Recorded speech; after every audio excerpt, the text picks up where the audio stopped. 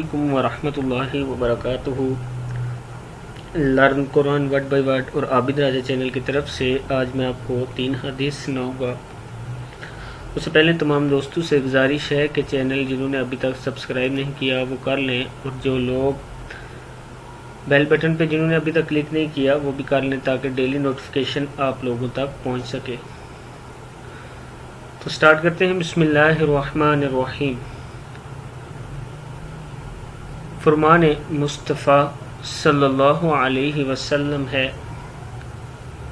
تمام حلال چیزوں میں خدا تعالیٰ کے نزدیک سب سے زیادہ ناپسندیدہ چیز طلاق ہے۔ حدیث پھر سن لیں۔ تمام حلال چیزوں میں خدا تعالیٰ کے نزدیک سب سے ناپسندیدہ چیز طلاق ہے۔ اس حدیث میں رسول اللہ صلی اللہ علیہ وسلم نے ہمیں بتایا کہ طلاق جو ہے یہ اللہ تعالیٰ کو حلال چیزوں میں سب سے زیادہ ناپسندیدہ چیز ہے۔ اگر آج کل ہمارے معاشرے میں دیکھا جائے تو طلاق کی شرح بہت زیادہ بڑھ گئی ہے۔ آج کل یہ معمول بن گیا ہے۔ آپ تقریباً ڈیلی اپنے اڑوس پڑوس رشتہ داروں میں یہ سننے میں آتا ہے کہ اس نے طلاق دے دی، فلاں کو طلاق دے دی۔ تو اب میرے دوستو یہ بات ذہن میں رکھنا کہ طلاق اللہ تعالیٰ کے نزدیک سب سے زیادہ ناپسندیدہ چیز ہے۔ اور دوسری بات یہ ہے کہ طلاق کی جو وجوہات ہوتی ہیں وہ یک طرفہ نہیں ہوتی، بلکہ میاں بیوی دونوں ہی کا مسئلہ ہوتا ہے اور دونوں ہی کی غلطی ہوتی ہے۔ اس لیے کوشش کرنی چاہیے کہ حسن و سلوک اور جو رشتہ دار وغیرہ آپ کے راضی نامے میں آپ کو ایک کرنے میں بیچ میں داخل ہو، وہ بھی خلوص نیت سے آپ لوگوں کو صلح صفائی سے آپ لوگوں کا اتفاق کروائیں اور آپ لوگوں کو ایک کریں۔ تو اب یہ حدیث سن لیں۔ اللہ تعالیٰ کے نزدیک ناپسندیدہ چیز طلاق ہے۔ دوسری حدیث میں ہے،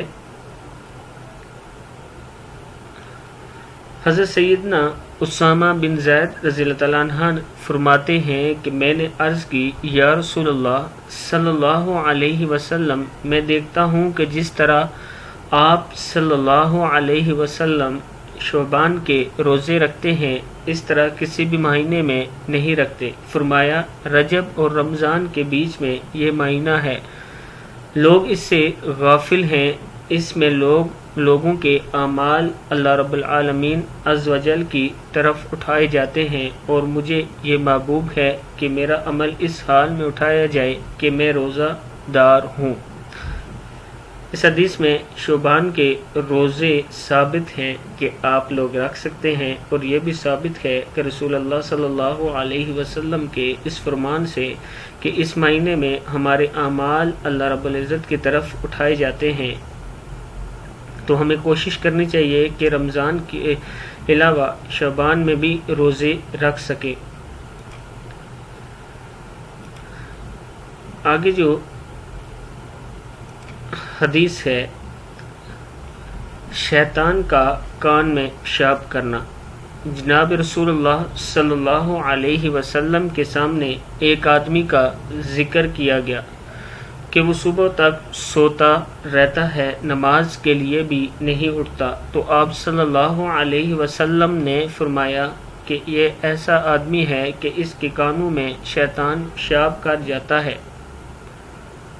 اب رسول اللہ صلی اللہ علیہ وسلم کا یہ فرمان سچ ہے، اس میں کوئی شک و شبے کی بات نہیں، لیکن جو سوچنے کی بات یہ ہے کہ ہم میں سے کس کس کی صبح کی نماز قضا ہوتی ہے، اور اس فرمان کے مطابق اگر ہم بھی صبح کی نماز نہیں پڑھتے اور لیٹ اٹھتے ہیں تو یہ دیکھ لیں شیطان ہمارے کانوں میں بھی پیشاب کر جاتا ہوگا، کیونکہ رسول علیہ وسلم نے اس آدمی کے بارے میں فرمایا کہ نماز وہ صبح دیر تک سوتا رہتا ہے، نماز کے لیے بھی نہیں اٹھتا، تو آپ صلی اللہ علیہ وسلم نے فرمایا کہ یہ ایسا آدمی ہے کہ اس کے کانوں میں شیطان پیشاب کر جاتا ہے۔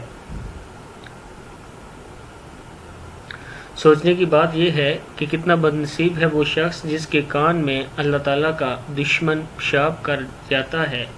اس لیے دوستو صبح اٹھ کر نماز کے لیے ضرور اٹھا کریں اور نماز پڑھ لیا کریں تاکہ آپ شیطان کے اس عمل سے بچ سکیں۔